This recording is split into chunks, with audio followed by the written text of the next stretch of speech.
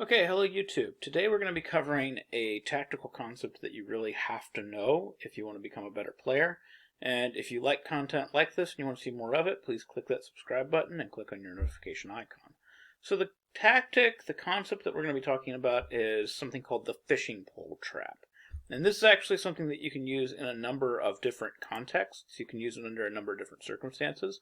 The main one that I always used it in my repertoire when I was an up-and-coming player was in the Roy Lopez Exchange variation, because this happens to be the one where it's the most sound. It happens to be the one where it's actually the recommended line to play for the black pieces.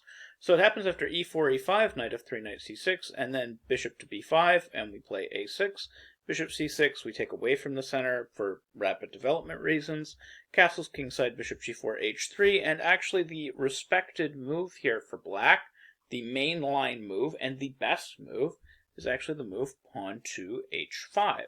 And this trap, this idea, this concept, is known as the fishing pole trap. So basically the idea is that you would like white to actually take this bishop on g4. And so it's sort of like, it looks like a fishing pole. You've got your rod out here and you've got your bait. So the bishop is the bait and you've got your rod out here and you kind of are hoping that you're going to get a bite. You're hoping that the pawn is going to capture that bishop. Because if it does, then black is going to get a huge advantage in this position. So if, for example, we played h takes g4, we would play h takes g4, and we have an open h-file. We're attacking that knight on f3, and we're threatening to bring our queen to h4 and threaten mate down that open h-file. Already at this point, the best that white can really do here is sacrifice that knight on f3. He should just leave it there, because allowing the queen to come to h4 is just disastrous. It's the end of the game. Pretty much any knight move here is going to lose. So like, for example, let's say knight h2, we're going to play queen to h4. We're threatening queen h2 mate, and if we move that knight, like knight takes g4, we have mate on two different squares. So we don't just have queen h2, which in this case is not mate because, of course, the knight is still holding the h2 square. But we also have queen h1, which is checkmate. So another thing they could try is after hg4, they could retreat the knight maybe to e1. We would still do the same thing. We'd bring that queen to h4, threatening mate along the h-file, again on two different squares. They would play f3, and this is a really important concept to remember whenever you have a mating attack. This is a concept I like to call closing the net. So when you have the king in a mating net, oftentimes, rather than like cashing your checks, rather than playing your checks before you have the net closed, you're usually better off closing that net before you start playing your checks. So here you would close the net, you would play g3, and there's no escape for this king. You're threatening mate on two different squares. You're threatening mate on both f2, on both h2 and h1, and the f2 square is, of course, covered. So there is not going to be any escape here for the white king. So like, for example, knight d3, queen h1 is mate. Simple. So there are actually other scenarios where the fishing pole trap can get employed.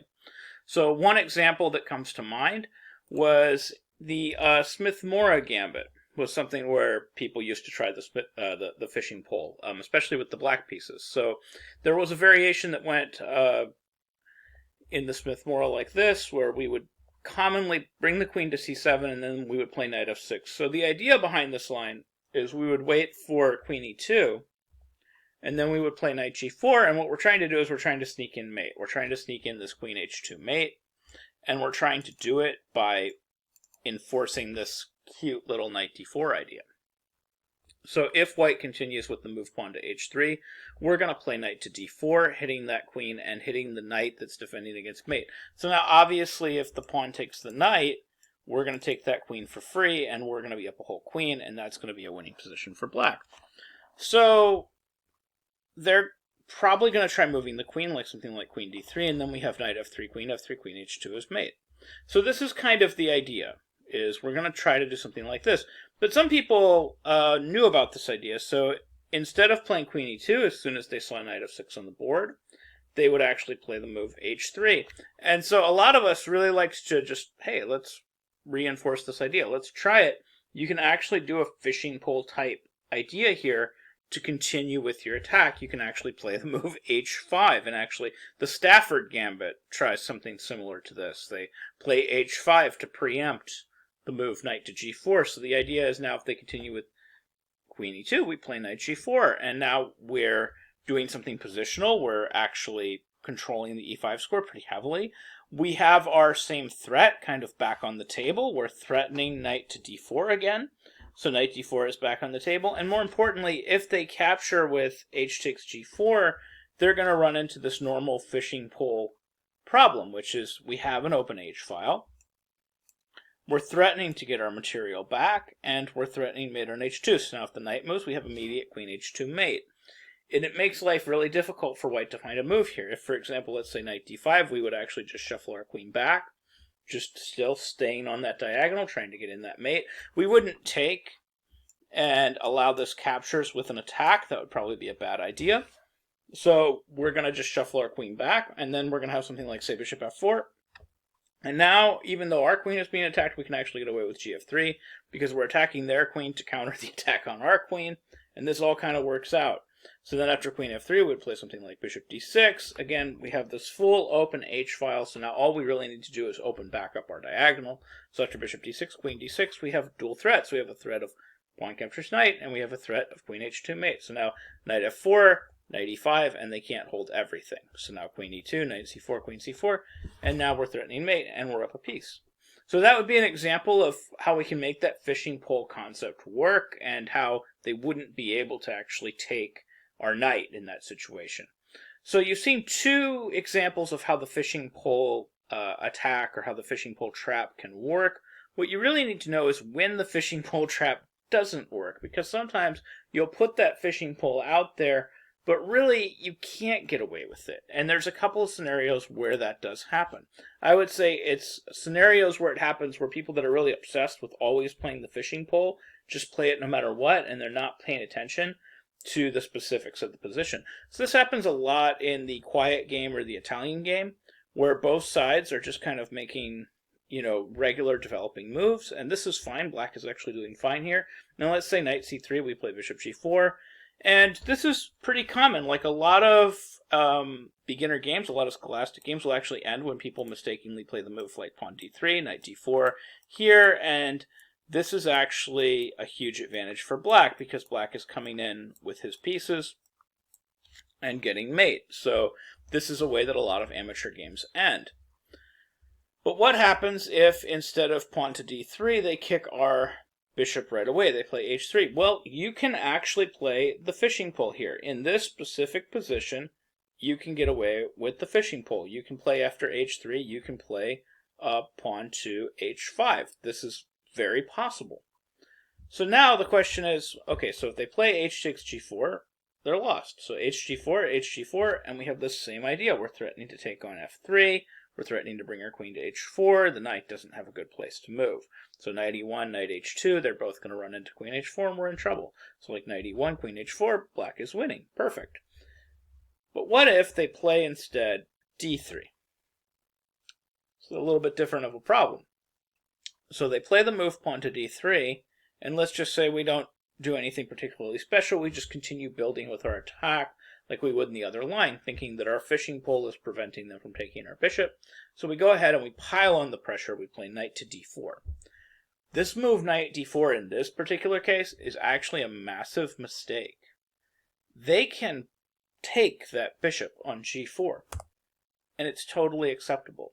The point is when we open up the position with the fishing pole here and we play h takes g4, this knight now has another square available to it. And this is something that you really do need to keep track of when you're playing this fishing pole variation, is if they have this other square available to it, like knight g4.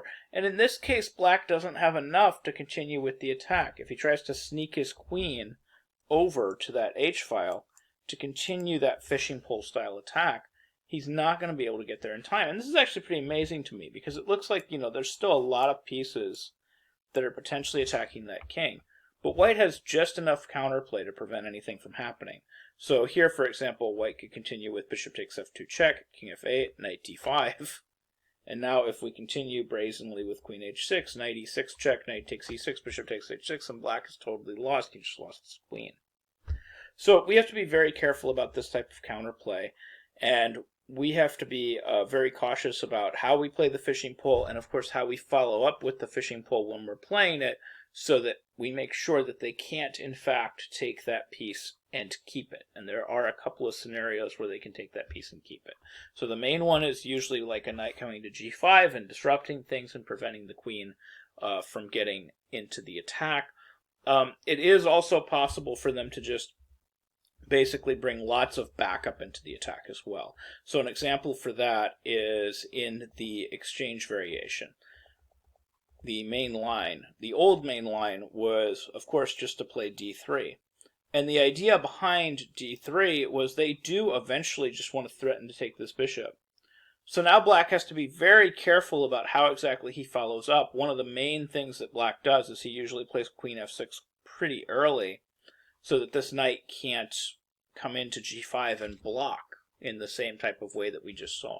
And then what white will do is white will typically play like knight on b to d2, rook e1, and then he'll prepare to capture when he can retreat one knight to fh2 and the other knight back to f1 and seemingly defend everything. So black has to make sure that he has everything set up just right so that when those retreats happen, that he still has an attack and that his fishing pole will hold. And now if the fishing pole doesn't hold, it's not the end of the world. You're just going to have to move your bishop, or you're going to have to exchange on f3 if you calculate that the fishing pole just isn't going to work. So that's the fishing pole trap. That's how it works, and that's when it doesn't. So hopefully you found this video helpful. Hopefully you learned something new about chess, and hopefully you can use these ideas in your own games. Thank you very much for watching.